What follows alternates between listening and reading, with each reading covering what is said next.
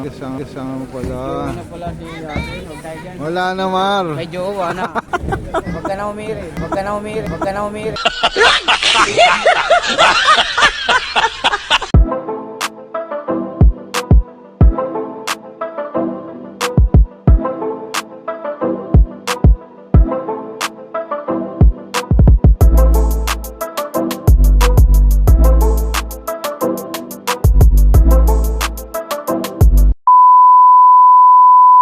Yon, hello mga inaanak, hello, kamusta?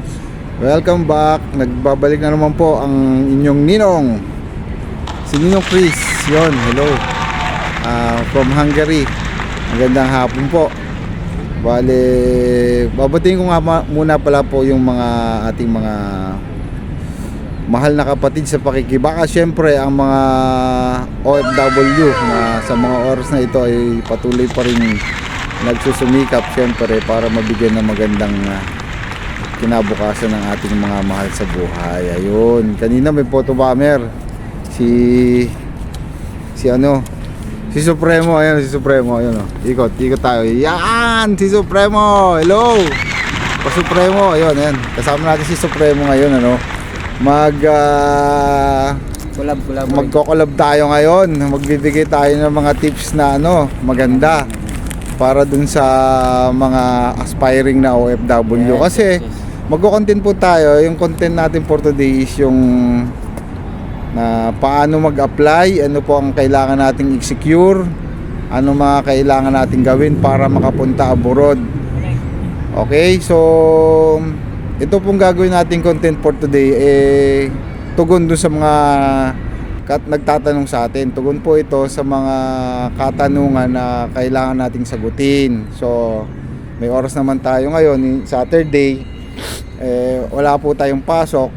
Although yung iba may pasok, nag-take tayo ng day off for today para lamang mabigyan ng magandang kasagutan yan, ano? So umpisa na tayo. Syempre hindi na natin sasayangin ng oras. Nandito po tayo sa Kecskemét right now, mga kapatid at mga inaanak. So para doon sa mga gustong magpunta dito sa Hungary, ang kailangan po nating i-secure, syempre number 1 yung CV. Kailangan may resume po tayong maganda. Number 2 is yung ating profile. Syempre kailangan po natin gumawa ng profile sa work abroad or sa job, sa POA job. Ayun, sa POA jobs. Yan po yung dalawang site na kung saan ay palagyan akong nag-a-apply, nagsisend akin ng aking application abroad. Kasi ito pong alis natin, ito pong lakad natin dito sa Hungary ay pang-apat ko na po ito. Hindi nyo po na itatanong, laging dyan sa dalawang site na yan po ako sisend at nag-a-apply ng application para makapunta ulit sa abroad, So yan, number 2 yan, yung profile po natin sa work abroad at saka sa POEA jobs. Number 3, syempre kailangan yung ating legit na agency, yung ating makakatuwang sa pag-a-apply. Yan po ay ating makikita din dyan sa aming agency dyan, work abroad at saka sa POA jobs. Yon. So bigyan ko yun ng tips based on my experience, sa pag-a-apply dito. At meron po akong CV. Syempre kailangan yung CV po pala natin, kailangan po is maganda yung pagkaka-arrange natin, detalyado.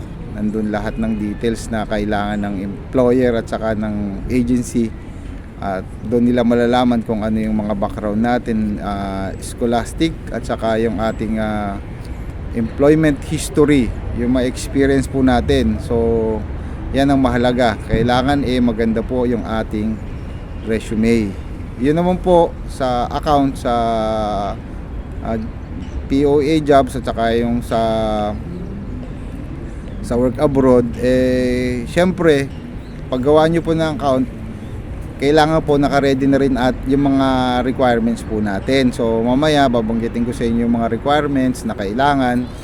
So number 3, ang pinakamahalaga, yun nga, yung i-legit check po natin yung ating employer. Pwede rin po kayong namang magtanong doon sa ating mga kaibigan na nasa abroad at mabigyan tayo ng magandang referral para doon sa mga agency na nakatrabaho na nila at nagtumulong sa kanila para magpapunta sa abroad. Okay? So yan po, tandaan po natin ng 3 pinaka-basic: resume, ang ating account online, at saka po yung ating agency. So yan, ang tip ko lang po, isa pa pong tip sa paghahanap ng legit na agency. Kung sakali po mayroon kayong agency na mapusuan, na matunog, syempre po kailangan po nating i-background check yun. I-background check po natin ang ating agency. Kasi may mga, especially po dyan sa ating POA jobs at saka sa work abroad, may mga existing pa po dyan na agency na hindi pa nako-close yung account nila, o kahit na nagpalit na sila ng pangalan at hindi na sila existing, meron po rin pong mga account silang naiiwan dyan. So ang napakahalaga po natin gawin is i-legit check po natin. Pwede rin nyo pong tingnan yung mga reviews nila sa Google, at the same time i-follow nyo po sila sa FB, sa Facebook. Hanapin nyo po sila sa Facebook, makikita nyo din po yung mga comments dyan na kung anong klaseng credential meron sila pagdating sa pagpapaalis ng ating mga kaibigang papuntang abroad. Yon. So syempre meron na po tayo niyang 3 basic na kailangan. Syempre kailangan po nating i-secure yung ating mga yung ating mga requirements. Bukod po dyan sa 3 yan na nauna, may mga requirements po tayong kailangan i-secure. Syempre kailangan yung ating passport. Napakahalaga po niyan. Isa po yan sa requirement. Hindi po tayo makakalis pag wala tayong passport. So kailangan po meron tayong passport na valid at least 5 to 10 years. Kasi recently ang nakuha kong passport is 10 years validity, hanggang 2030 po yung sa akin. So mag-secure po kayo ng passport na ganyan at mahaba yung validity, at magagamit nyo ng husto yan sa inyong pag-a-apply.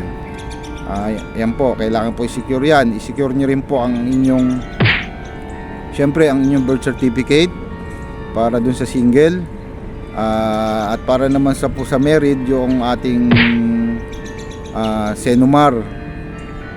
Yun, sa Senomar, yung sa marriage contract. So kailangan po yung dalawang yan, yung birth certificate at saka yung Senomar, is naka NSO, yung certified copy po, certified copy po yan, kailangan po natin. Pwede po natin yung i-secure through online, at i-follow up nyo po, kasi yung aming Senomar ni Mrs. Kinuha po namin yan sa SM, ni-request po namin yan, nagbayad kami sa SM doon. Inabot lang kami siguro ng mga ilang weeks, nakuha na namin yan. At saka po syempre yung ating secure din po natin yung birth certificate ng mga bata, kailangan po yan. Kailangan po yan yung certified talaga copy, yung galing sa NSO, So para po sa mga married, kailangan yan, kasi hanapan po kayo ng marriage contract pag kayo ay magpupunta ng abroad, para po dun sa inyong mga dependents. Yon. So may birth certificate ka na, may Senomar ka na, nakuhanan mo na yung mga anak mo ng birth certificate. Syempre secure nyo rin po yung police clearance, NBI, kailangan po yan. Isa po yan sa mga requirements din sa pag-a-apply. So sa NBI naman, i-secure nyo rin yan online, ipapaschedule kayo. Ang schedule po niyan medyo matagal, so ahead of time kailangan nyo i-prepare yan kung mag-a-apply kayo. Ano pa ba? Yun, marami pang kailangan gawin eh. Kailangan nyo rin pong i-secure yung aking, katulad ko sinicure ko po yung aking mga license, yung driving license at saka yung mga TOR ko sa school. Yung COE, Certificate of Employment, COE, tama, COE, sorry. Certificate of Employment. Kailangan po 'yan. Medyo maingay Kala ko kabaya. So, yun, kailangan po natin i-secure 'yan. Yung COE natin, yung TOR sa school, make sure na available po 'yan anytime. So, kakailangan po din natin sa ating pag-a-apply. Kung yun nga, kung may lisensya kayo, may civil ID kayo, yung civil service ID, or sa engineering yung license, i-secure nyo, photocopy nyo, kasi later on lahat po ng ating mga documents kailangan po nating i-scan yan, i-save as PDF, para madali nating ma-send sa ating applyan na agency, kasi po mas advantages yan. Mas advantage po yan na meron na po tayong ready nyan, kasi anytime pwede po nating isend through work abroad at saka yung ating POA jobs. Kailangan po yan dun sa inyong account kasama ng inyong resume. So i-upload nyo po lahat ng documents nyo doon na meron kayo. But po anytime na mag-send kayo ng application nyo through mentioned site, readily ma-access kaagad ng inyong agency, at anytime soon matatawagan kayo kaagad. So yan po ang kailangan natin i-secure. Iisa-isahin ko ulit ang ating passport, ang ating birth certificate, ang ating SENUMER copy sa married, ang ating mga dependent, yung ating mga anak, kung single naman kayo, yung parents nyo, yung tatay nyo gawin nyo siya ng dependents, para dun sa inyong application abroad. Pwede, kailangan nyo po i-secure yung mga documents na yan, at para po makumpleto nyo ang mga requirements nyo pag-a-apply sa abroad. So yun lang po ang kailangan nating mga requirements. Pero sa pag-a-apply po, hindi lang po tayo mag-send sa isang agency. Bukod dun sa na-repair ni friendship, ni kumpare, ni kumare, ni pinsan, ni tito, ni ninong, maghanap din po kayo ng ibang agency bukod doon, kasi mas maraming application, mas marami kayong agency na nasendan, malaki po ang chance ninyong matanggap sa trabaho. Unlike kung iisa lang, dahil nga hindi kayo nag-research at hindi kayo nagtanong-tanong, malilesin yung chance nyo na makapag-abroad agad-agad. So wag lang po kayo mag-apply sa isa, kundi mag-send po kayo ng multiple application nyo sa online. Damihan nyo po para po mabilis ang pag-alis nyo. Ngayon, ang advantage nyo naman po sa online, hindi naman po kayo kailangan agad-agad pumunta sa agency. Hindi nyo kailangan mag-walk-in. Well, kung malapit lang, personally, mas maganda sana. Pero kung residing ka sa probinsya, or nababiyahe ka pa ng mga at least 2 hours, 3 hours, then yung expenses mo, yung kakain ka, syempre medyo magagastos ka ng malaki. Sasama yun sa expenses mo sa pag-a-apply. Unlike kung mag-a-apply ka through online, ang chance nyo ay mas maganda. Hindi nyo na kailangan magpunta pa sa mga agency. Pag nag-send po kayo doon, maghihintay lang kayo ng tawag. After few days, i-schedule kayo for an interview. Di ba po? Ganun po ang ating gagawin. Kailangan po marami po tayong sendan na agency. Pero po, tip para doon sa mga agency, kailangan po ay alamin ninyo, alamin ninyo, kasi po marami mga bogus na agency na Hihingan kayo ng kung ano-ano. Mga initial pa lang, hihingan na kayo ng mga kung ano-anong fees, kung anong-anong documents na malilito ka na dahil bago ka pa lang. Later on mabubudol ka nila. Okay? At saka may mga humihingi pa ng mga, alam niyo na, yung mga Pasko ngayon, magpapasko na, ilang araw na lang, yung mga Gcash at saka yung hinihingi, yung ibang mga agency, hindi ko naman nila lahat. Is ganyan. So, lagi po nating posibilidad na kung mag-a-apply din tayo, yan ang risk natin sa online. Kasi minsan may tumatawag po sa atin na representative daw po sila ng agency, but then later on hihingi sa inyo na kung ano-ano. So ang gawin nyo, i-legit check nyo po, i-google review nyo, at kung maaari i-text nyo. Nag-send po ako ng aking application dyan sa inyo, nakita ko po sa Facebook, nag-comment po ako, at nag-send po ako ng request ko dyan, nag-send po ako ng application ko through POA jobs or sa work abroad. Magtatanong lang po ako ng status. Isa rin po yan sa key, mga kapatid, yung follow up. Napakahalaga niyan. Ang follow up po ay napakahalaga sa ating pag-apply. Huwag po kayong tatamaring mag-follow up kapag kayo po ay nag-send ng inyong profile, ng CV profile nyo sa agency. So constant follow up. Huwag kayong tamarin, nag-send kayo today, mag-follow up kayo the next day, or kung magre-reply naman na ipaprocess namin yung inyong application, and then we will contact you after few days, na may notice naman silang ganun, kalma lang po, mag-pray po tayo kaagad at para matawagan tayo. So yun, ayan po yung mga tip namin.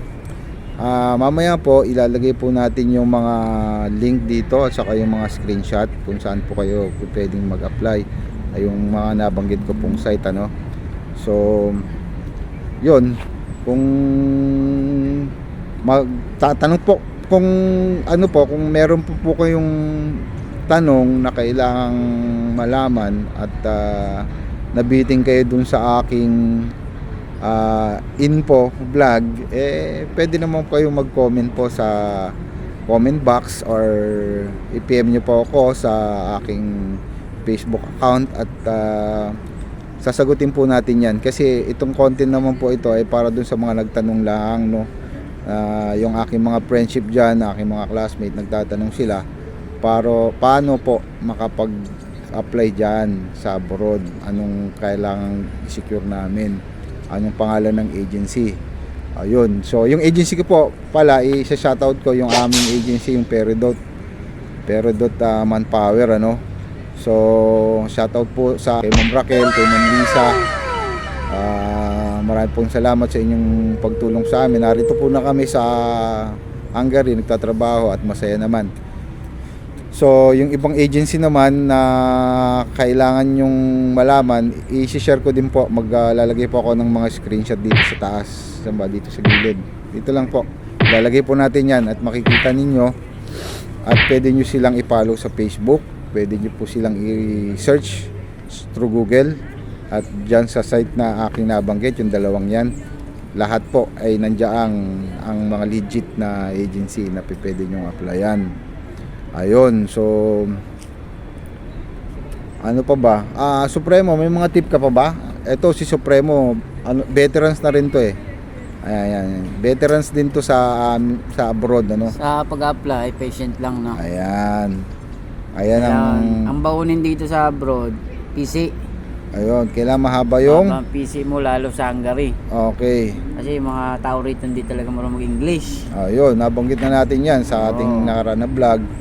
At ayan ang isang comment ni Supremo. Yung tipong kala mo sinisigawan ka na nila, pero normal lang yan. Yun. Siyempre po, sa pag-abroad, kailangan ng tiyaga. Pagdating dito, huwag nyo masyadong seryosohin yung inyong yung mga problema. Siyempre lahat po, pag umalis po tayo dyan sa Pilipinas at nandito po tayo sa abroad, may mga problema din po tayong kinakaharap na kahit na kalagitnaan ng inyong trabaho dito sa abroad, may encounter natin yan. Pero Sa- take note ha. Bago ka abroad, bago ka pumunta sa abroad, yung pinangako mo, Tuparin mo. pangako mo para sa pamilya mo, tuparin mo. Kasi dito Yun, sa ah. lugar na to maluwag. Maraming Ayan. babae, maraming bisyo. Ayan. Pero isaalang-alang mo yung pamilya mo. Yun. Madali lang manloko or Yun. gumawa ng good time. Ayan. Pero priority natin pamilya natin. Yes, tama. Kasi kaya nga tayo nag-abroad. Mismo, kaya po Yun tayo lang, nag-abroad payo sa inyo. mga kapatid para sa ating mga mahal sa buhay sa Pilipinas. Yan po, wala na pong ibang dahilan kung bakit po tayo nandito, Correct. Especially dun sa mga married natin mga kapatid sa pakikibaka, ang mahal nating OFW. Alam ko po, maraming tukso pero Jackpot ka sana kung ako lang ang napili mo. kailangan natin paglabanan kasi sa paglaban natin po, hindi lang po yung kinabukasan nila ang ating ipinaglalaban, kundi syempre yung ating pagmamahal din kay Missy, syempre. Correct. Huwag natin kalimutan ang ating mahal na asawa na nagbigay sa atin ng magagandang mga diamonds. Ayun. Diamonds kasi tawag ko sa mga anak ko. Ayan. Ayan yung mga treasure natin sa buhay. So, yan ang mga nagpapalakas sa atin. Sila ang dahilan kung bakit tayo nandito.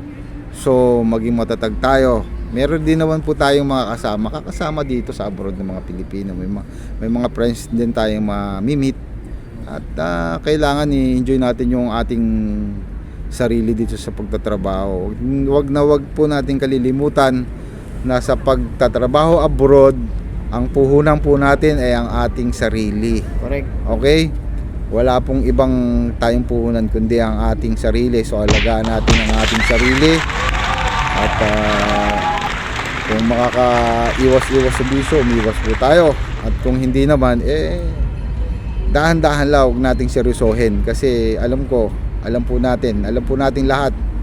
Especially yung ating mga kapatid, yung mga veterans na talagang pinaglabanan natin yung lungkot na wala tayo sa ating pamilya sa mga oras ng Pasko, bagong taon, birthday, reunion ng mga kaibigan, yung passing pa, yung malupit, yung mga passing ng mga ating mga relatives, yung mga pagbalik mo kulang na kasi gawa ng dahil sa katandaan o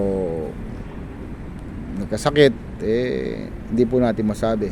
So maraming mawawala. Alam nyo, dito sa abroad, ang pag-abroad para lamang sa mga sanay sa LDR. LDR. Uy, sana all. Yan. Pero buo pa pamilya ko mga lodi. Yan ang ating mga tip, May mga tuksong dumarating sa akin pero never mind. Edi wow. Yun lang. Ayan. Pero totoo yan. Totoo yan. Maranasan yan. Normal yan. pag Normal nandito yan. Pero So- at the end of the day, pamilya pa rin ang importante. Yes, uuwi ka pa rin at uuwi ka sa iyong pamilya. Correct. Okay, so mga kapatid, ayan ay payo, tips galing kay Supremo, veterans ng Qatar, Yan. Hungary. Eto na kami mga kapatid, narito na kami nagtatrabaho para lang sa ating mga mahal sa buhay. So, para po doon sa mga aspiring, ayun, huwag kayong susuko. Tuloy-tuloy lang. Tuloy-tuloy lang kasi maraming nawawala ng pag-asa kasi gawa ng medyo maedad na sila. Wala na raw sila sa kalendaryo, nasa bingo na sila. Huwag po kayong mag-alala. Ramdam ko kayo. Parehas tayo. May pag-asa pa. Parehas tayo, pero hindi pa rin tayo sumusuko, Hindi tayo susuko sa hamon ng buhay. Correct. Pero ang pinaka kailangan po natin gawin yung i-secure natin yung mga nabanggit kong mga requirements at saka yung mga tip na experience natin. Kasi yung isinishare ko po sa inyo, isinishare namin ni Supremo ay based on experience yan, true to life story. True life yan. Ayan, so yan ang experience namin dito sa abroad. So wag po kayong mawawalan ng pag-asa at lagi tayong mangarap At darating ang panahon, magiging maayos din po ang ating buhay, especially ang ating mga anak at pamilya sa Pilipinas. Magiging successful din tayo sa tiyaga lang at saka sa sipag, ano. At wag na wag tayong susuko. Minamahal kong taga-subaybay, aking mga inaanak dyan around the world. So lagi kayong maging inspired sa ating pagtatrabaho. Ngayon, kung nagtatrabaho pa kayo dyan local, mag-apply din kayo. Habang nandiyan kayo sa local, mag-apply kayo ng abroad. Subukan nyo, masaya dito. Makakarating kayo sa mga lugar na hindi nyo akalaing makakarating kayo. At marami kayong bansang mapupuntahan pagka patuloy kayo nangarap. Ano? So, ganun na lang po mga kapatid. Kung meron po kaming kulang na nabanggit, ay pagpasensyahan nyo na po. Medyo nakakalimot na. Hindi, joke lang. Kung may nakalimutan kami, PM nyo lang, PM nyo lang. PM nyo o kaya Comment comment down down below. Yan lang. At hanggang sa mga susunod namin na vlog ni Supremo, kasi pauwi na to ng January 15. Oo, uwi na ako. Baka hindi na natin siya makakulab. At For good na. magpupurgod na siya sa Pilipinas. Family muna, family. Yun lang. Mabuhay kayong lahat.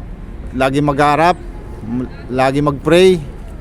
At huwag kayong mawawalan ng pag-asa. Correct.